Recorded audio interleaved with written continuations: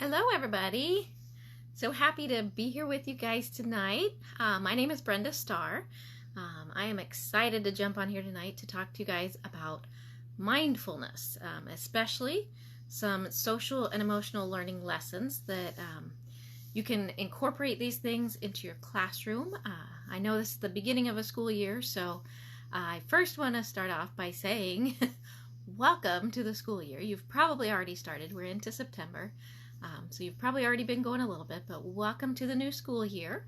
I hope it is getting off to a great start for you, and I hope it goes nice and smoothly. The things I'm going to share with you tonight will be things that ideally will help it even more.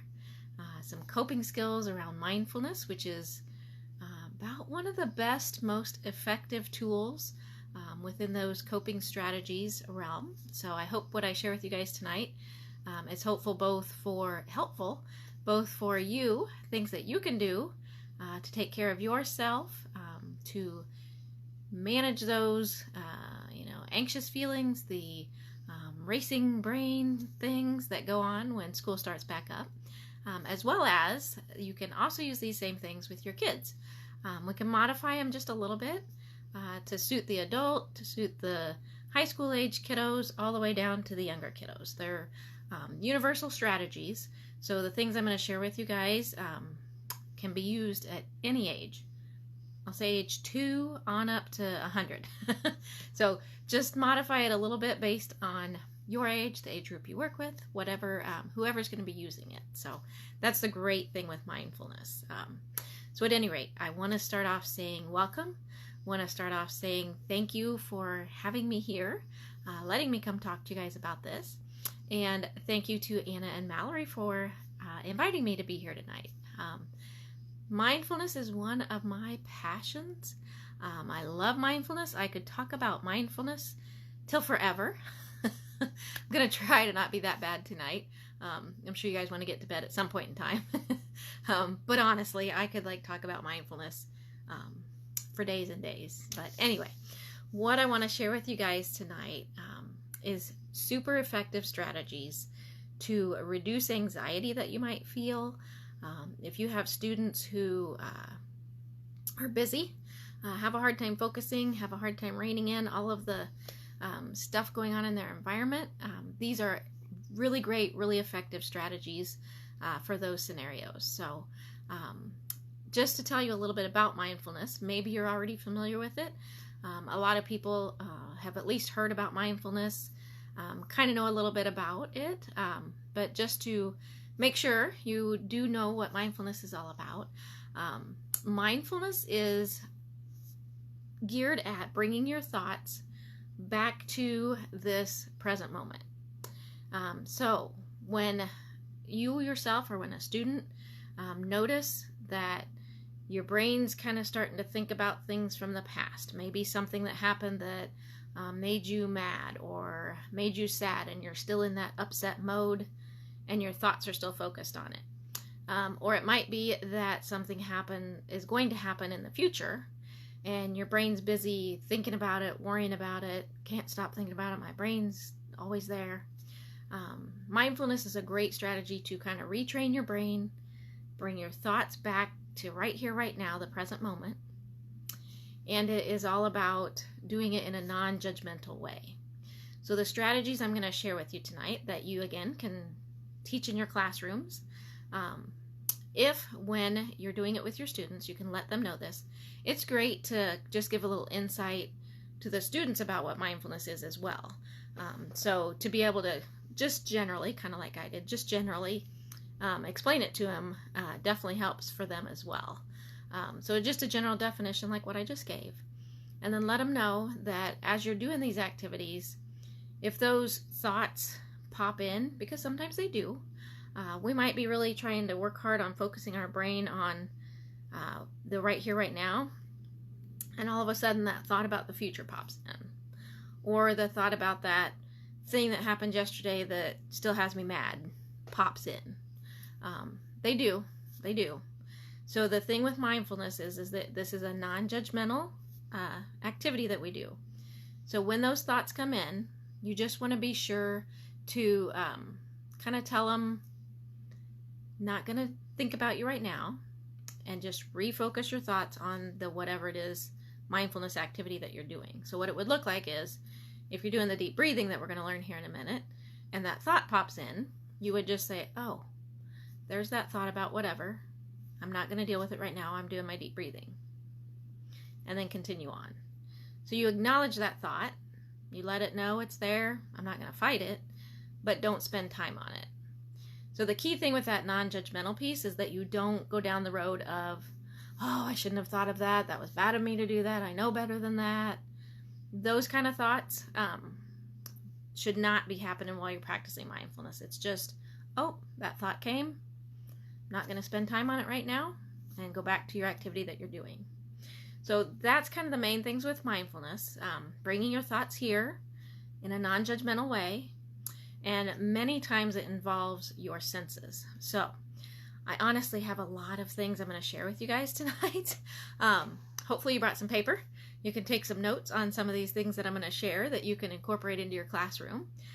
They are super easy, super doable strategies. So it would be great, like a great thing to do. And you'll know how it works with your day, but my thought process is it's a great thing to do in the morning, maybe during a morning circle time kind of thing. Just have one mindfulness strategy each day. Just incorporate it into that morning circle time, morning announcements, check-ins, whatever you want to call them, that ideally happen each morning to kind of be checking in with students. Teach a new strategy every day. You might not necessarily continuously forever teach a new strategy. Mindfulness is great to teach some new strategies, cycle back, be practicing, reinforcing, cycle back. It's no different than really any academic subject. You don't just teach it once, move on, and never touch on it again. So mindfulness is the same way. I'm going to give you a range of some activities today.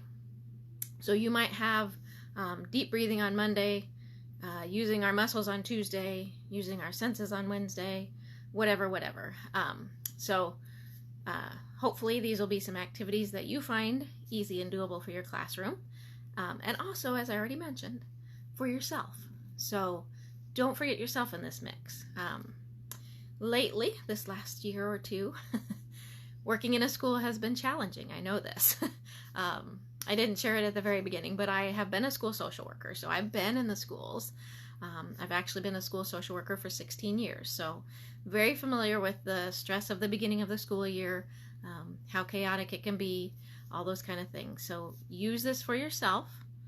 Help yourself manage all those anxious feelings, racing things to do, racing thoughts, all those kind of things here at the beginning of the year, as well as teaching it to your students so they can as well manage all those things of the new school year. So with all of that being said, I want to get into the strategies. Okay, so the first one I was going to share with you guys is also, again, maybe one you're familiar with. I'm going to teach you several different strategies within it that I have found in my experience working with kids. These are some of the maybe easiest, funnest ones to do with kids. So this is when I teach kids.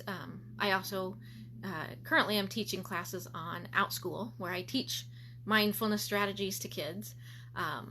So when I work with the kids, these are the 3 ones that I teach kids. If you were to, Google deep breathing or whatever manner, there are a ton of different ways out there to do deep breathing. So here's 3 of them. I'll probably cover 4. If you want to find more, you can always message me. I'm happy to share more of them with you. But these are going to be the main 3, 4 that I feel effective with teaching kids. So couple things when you do the deep breathing, just to make sure you're also aware of this. You always want to make sure that you breathe in through your nose. Big deep breath. I always tell kids when you're doing it, it's like you're smelling a flower. So if you think you have a flower here, that big breath that you have to take in order to smell the flower. Sometimes I have kids act like they're holding a flower here, just for fun. I also have a big, actually I have it right here, I can show you. Forgot that I had it right here beside me. I have a big stuffed flower, just to kind of add some more fun to it. So I tell kids, smell my flower. And I hold it up to the screen. So that's another, you can have a little prop with it to make it a little bit more fun if you have the littler kids. So anyway, the smelling in is big deep breath in through your nose, like you're smelling a flower, out through your mouth with kind of fish lips when you blow. And it's like you're blowing out the candles on a birthday cake. Now, I don't have a candle right beside me, but many times I hold up one of those little birthday candle cakes and have them act like they're blowing out that candle. So it's with the force of blowing out a candle. You should hear the breath, ideally, when you're really doing it with force. So it would look like this. This is just one general one. So you breathe in through your nose and out through your mouth.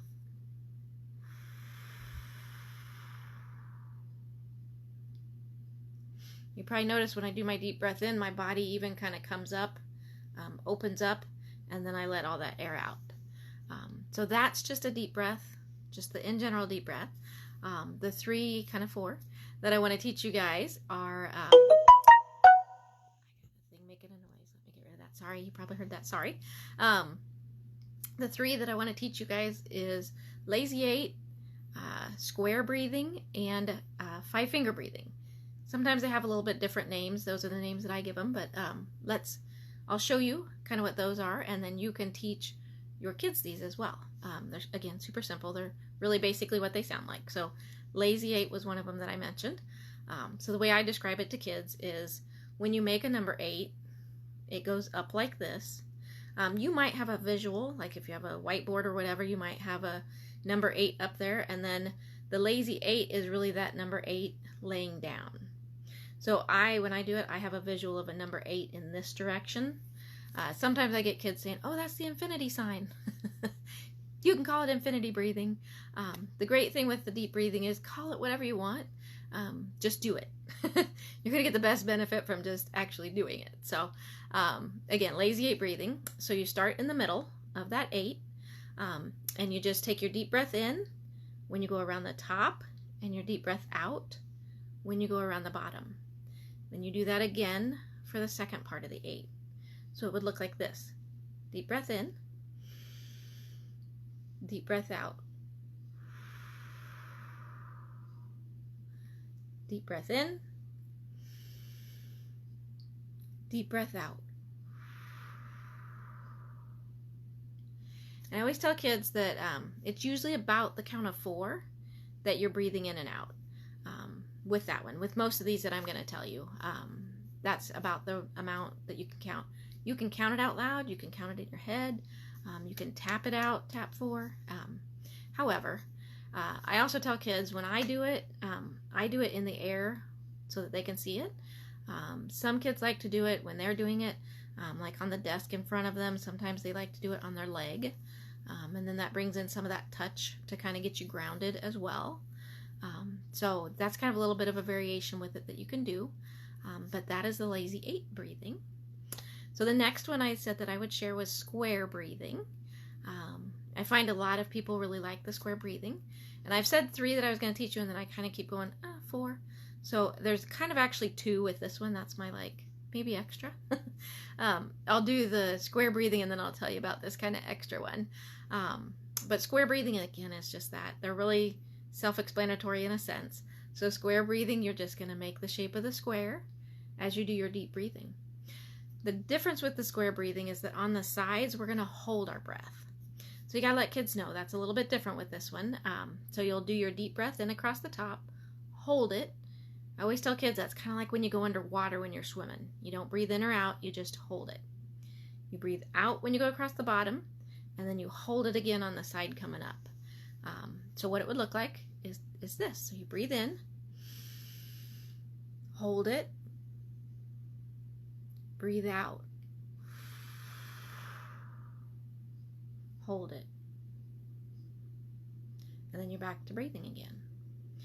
When you're doing any of these, lazy 8, square, whatever breathing, if you're going to be doing more than one of them, which you likely might need to, just do a little gap between them, because the idea with the mindfulness deep breathing is to do it kind of slow. It's not a hurry up, rush, get through it, get to the next one kind of thing.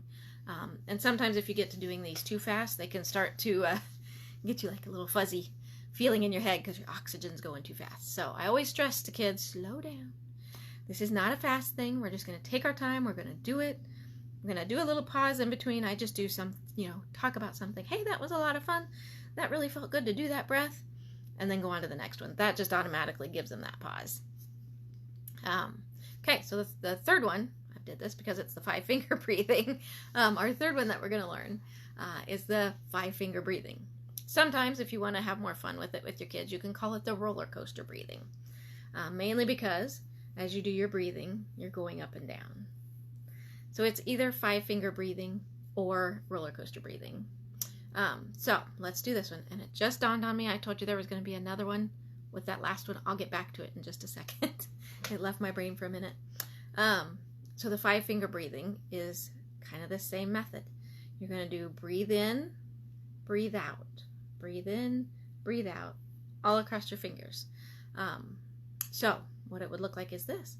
Again, doing your pauses in the middle. So do your deep breath in. And you guys, you can do them with me right now while you're watching. It's great to do them. You can take a little note, 5-finger breathing. Do it with me, and you'll see all the benefits of how you feel by doing it. All right, so we start down here. We do our deep breath in and deep breath out. Do that little pause. Think of something to say. Well, there was our thumb.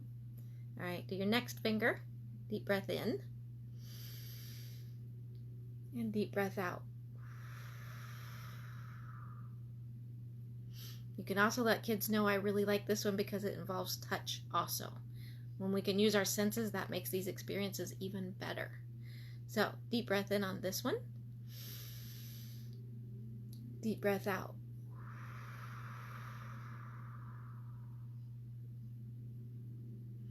And we have 2 more fingers left. We've been doing this nice and slow. I'm not getting any kind of fuzzy feeling in my head, so that's good. Deep breath in. Deep breath out. It's also always good to keep reminding kids we're doing this to about the count of 4. Remember, as we do our deep breath in, it's 4. As we do our deep breath out, it's 4. All right, so we got 1 finger left. Let's do that one. Deep breath in. Deep breath out. That is your 5 fingers. So, 5-finger breathing, roller coaster breathing, whatever you want to call it. There is 3. Now, I mentioned this 4th one. Let me go back. We just did the square breathing, shape of the square. The other one that's a lot like that makes 4 different types for you, is triangle breathing. So, it's basically exactly like your square breathing, but you're going to do it in the shape of a triangle. So, it would be deep breath in, hold, deep breath out. I'm not going to do that one right now just because it's just like all these that we've did. It's just great to know about that one if you have kids who aren't crazy about the 2 times of holding their breath. That only has 1 time of holding your breath, but it does kind of give that pause, a nice pause in the middle, at least still with that one. So that's the deep breathing, mindfulness deep breathing. Again, if you guys have any questions on them, want to know of more ways, feel free to reach out to me either here in the Educators First group, or feel free to private message me. I'm very excited to share more about mindfulness. I always love to talk about it, so I would love to share any more of those, but for tonight, those are the 4 that I was going to share. A few other mindfulness things that I want to share with you guys that you can do with your kids. So I mentioned there's a way to incorporate our muscles.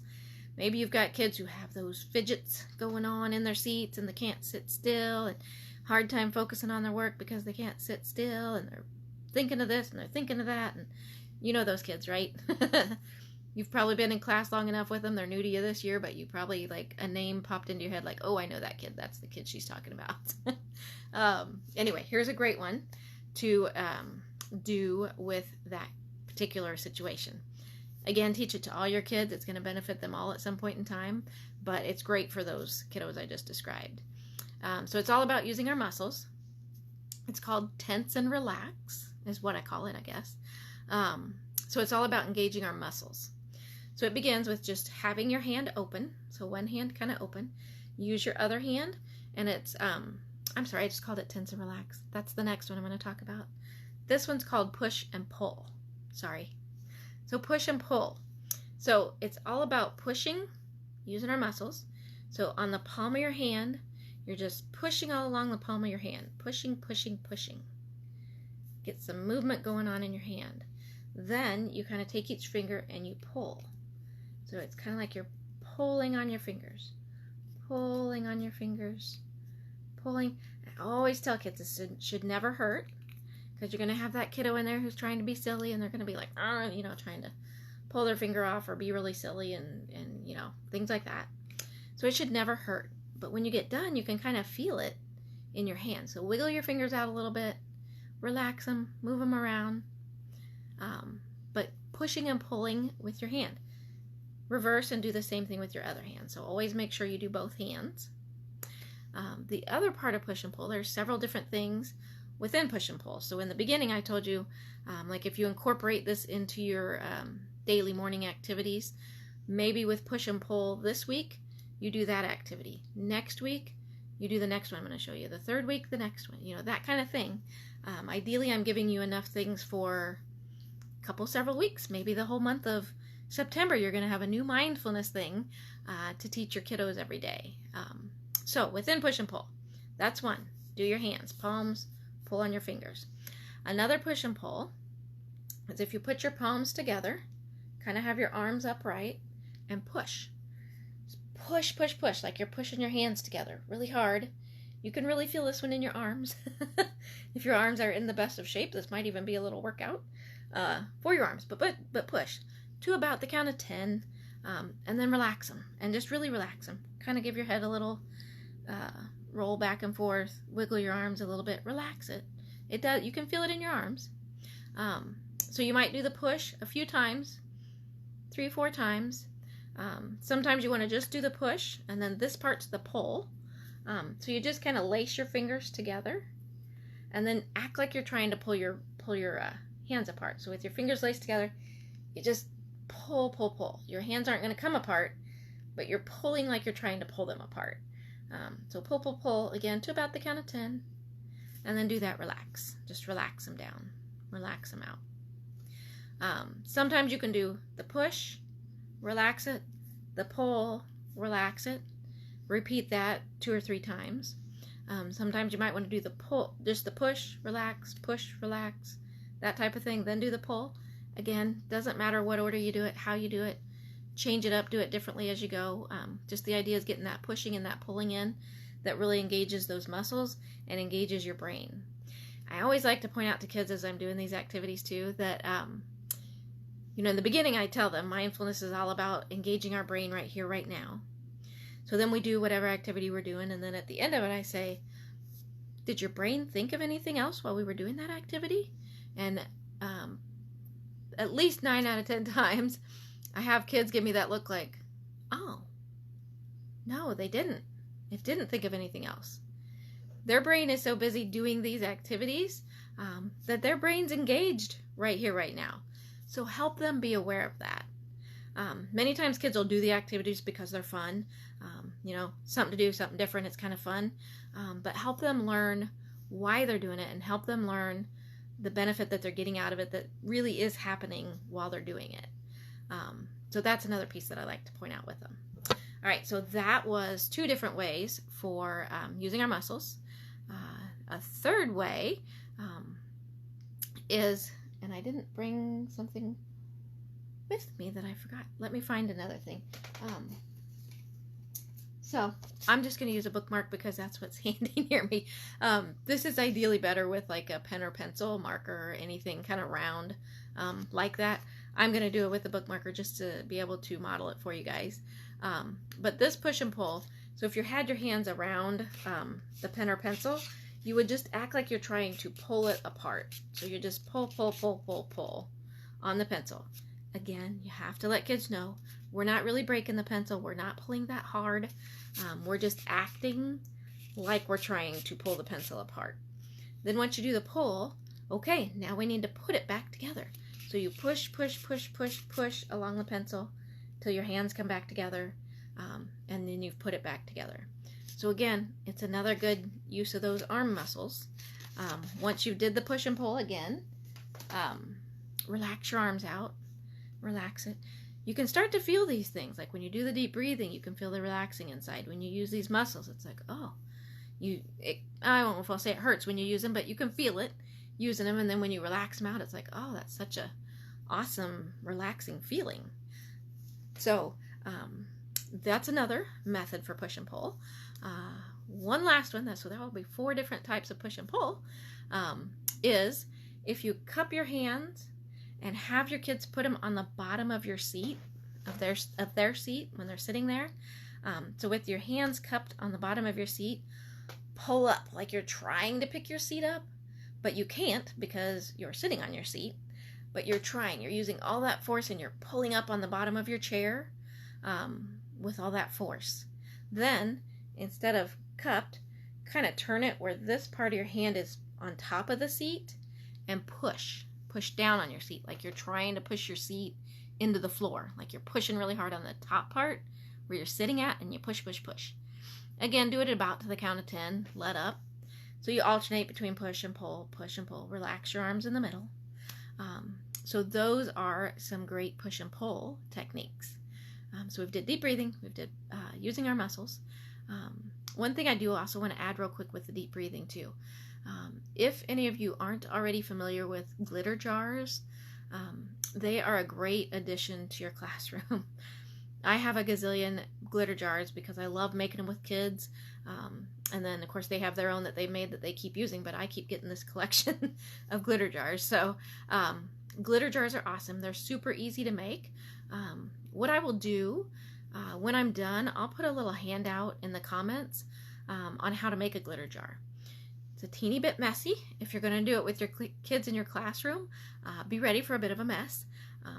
So you might make a few up yourself. Maybe, if you have a small group going on, make it with 2, 3, or 4 or something like that at a time, 5 at a time, so you don't have a crazy big mess, because they do get a little messy. But using glitter jars with your deep breathing adds a whole nother extra layer of calming onto that.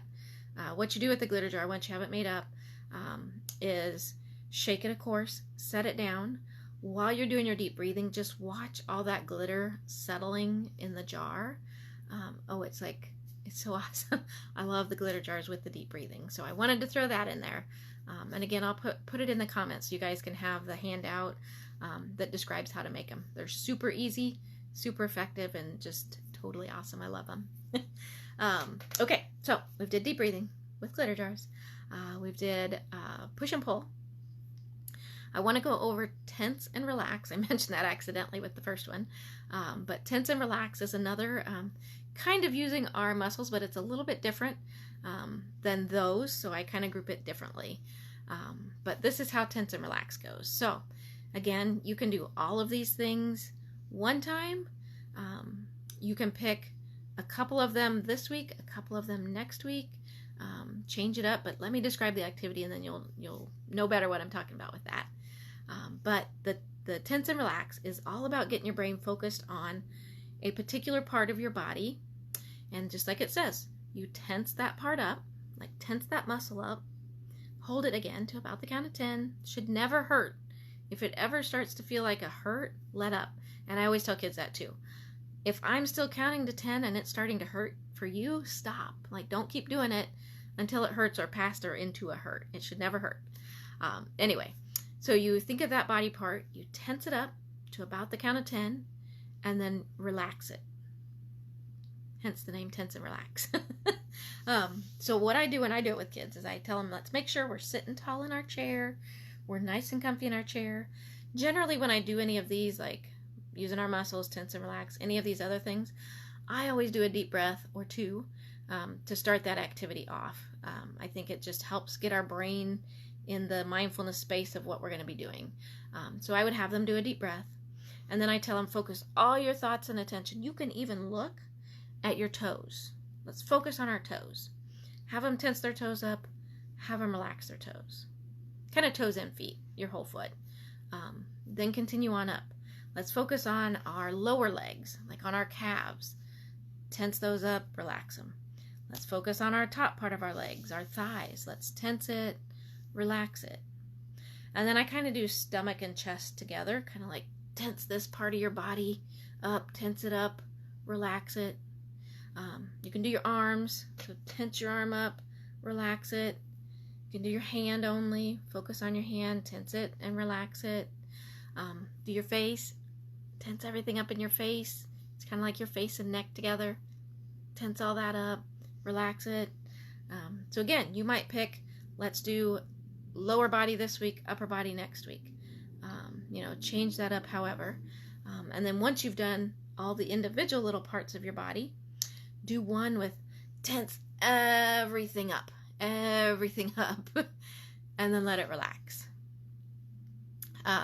So that's kind of like the beginning to end of all of it, if you're going to do the whole thing.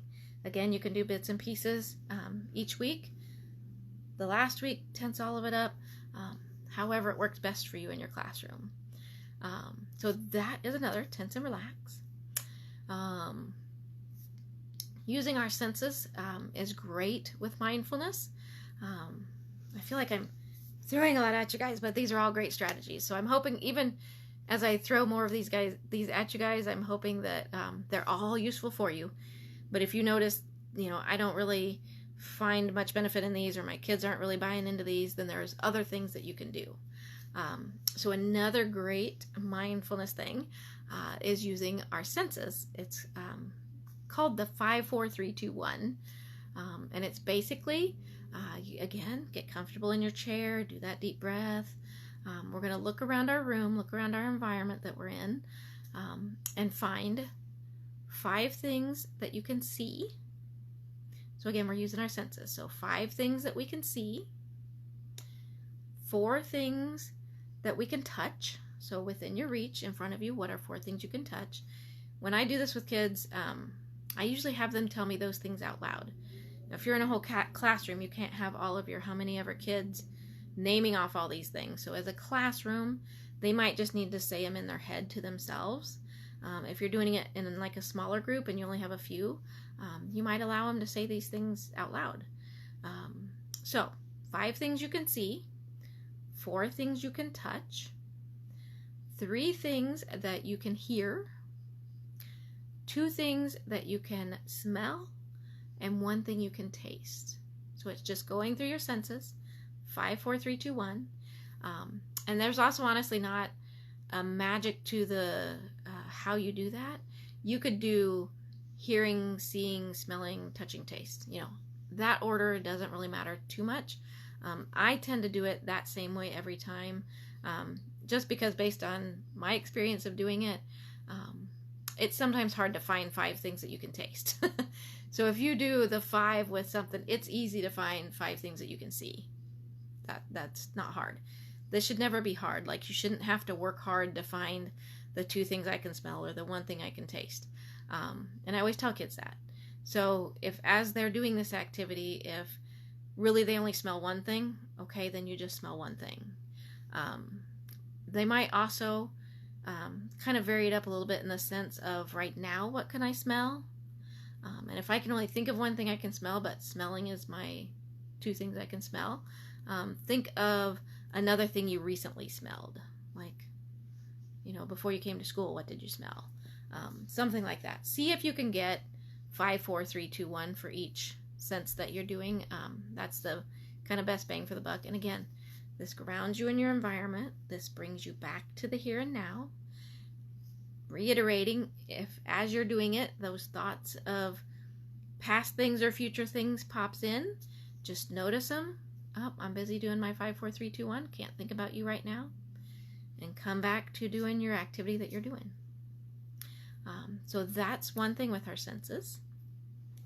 I like also to bring in the environment. Again, that's the 5, 4, 3, 2, 1 uses our environment. Another fun game that I've found kids to really like as we do things in our environment is the rainbow game, that I call it. That gets them like, ooh, a rainbow game. Kind of, enthralled by it. But basically what it is think about all the colors of the rainbow. And as you look around your room, find 1 thing in your environment that is each color of it. So looking around, name 1 thing that you find that's red. Okay. Name 1 thing that you find that's orange. Name one thing that you find that's yellow on down every color of the rainbow. Quick little science lesson there too. I guess you can do your Roy G. Biv with your kids. Teach them that acronym for remembering the colors of the rainbow. Just sneak in a little bit of the teaching part in there along with it too. But that's kind of, again, getting your brain engaged right here, right now. What am I finding in my environment that are the colors of the rainbow? So that's a really good one. Trying to think of, I probably should have had a list in front of me, and honestly, you guys, I didn't. I teach these things all the time, so they're in my brain. I just know them quick and easy. The one thing I would add, and I apologize for not saying it then, it's just now hitting me. There's another one with our muscles that's really good to use. So if you're writing these down in your muscles, using our muscle spot, you might add this one. But I call it the rainstorm hands. So it's fun. I found most kids really enjoy it. I will tell you this, it's going to get noisy. I find that kids enjoy the, be funny, be silly, be noisy things. So most kids enjoy doing this, but do it at a time that it's okay for you to be loud. So if you got neighboring classrooms and it's a time that it's not going to be the best thing to be loud, maybe don't do it right then. But the rainstorm hands is great on basically what you do. Your hand is flat. Think about a rainstorm.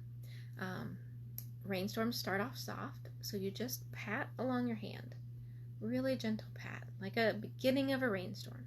Gentle pat. Then as the rain picks up, your fingers tap a little harder.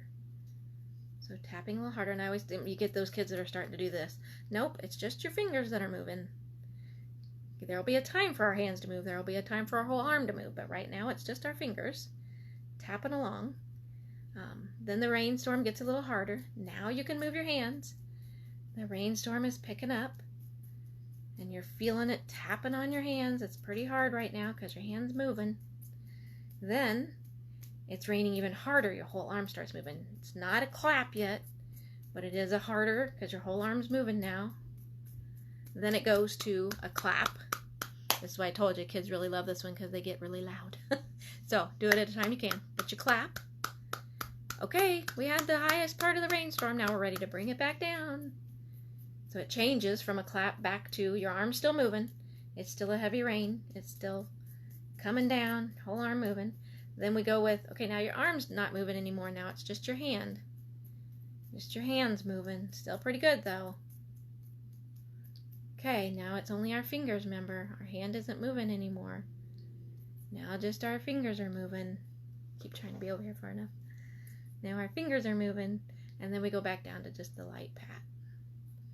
Just the light little sprinkle again, the light little pat. Now sometimes when you're done, your hand feels a little tickly, so I kind of have to do this. Ideally, you would switch, do that same rainstorm hands with your other hand, and engage both of your hands in that activity. So that's, again, another little bit of using your muscles to do it too. So I have shared with you guys a whole bunch. I feel like I've kind of talked forever. I hope all of this is very useful. Those are the main strategies that I would recommend. I hope this is enough for you to do something different every day around mindfulness in your classroom for the next month. Keep doing it. Keep touching on them. There's lots of areas within social and emotional learning that need time and attention as well, but mindfulness is so super effective at those coping strategies that I'm sure everyone's needing here at the beginning of the year. So again, please feel free to reach out to me with any questions you have on mindfulness or any of the strategies I used today. I will put a sheet in the comments when I'm done that is the directions for making the glitter jars, because they're awesome. I will also put a link in the comments that is my teacher profile with OutSchool. Feel free to, if you have kids that you would like to learn more on whatever area within social emotional learning, those are the areas that I teach on OutSchool. Love to have your kids in my classes. If you have any students that you feel might benefit from any of the classes that I take, I do offer occasionally on a evening or weekend time. I will say most of my classes are during the daytime, but you know, if there's kids that can benefit from that, However, I take requests from parents on, hey, can you do this class in an evening time, or by their time frame that they share. So let parents know that. Share my profile with them. I'd be happy to have more kids in my classes, definitely. So again, I hope these techniques help you today. Let me know if there's any way that I can be of more assistance with helping you with the mindfulness in your classroom. And I wish you the very best this school year. I hope it's off to a good start and it only keeps getting better. Take care of yourself. Take care of your classroom. Help your students. Have a great year. And again, let me know if there's anything more I can do. All right. Thank you all for joining me tonight. Have a great rest of the evening. Have a great rest of the week and a great school year. All right. Thanks. Bye.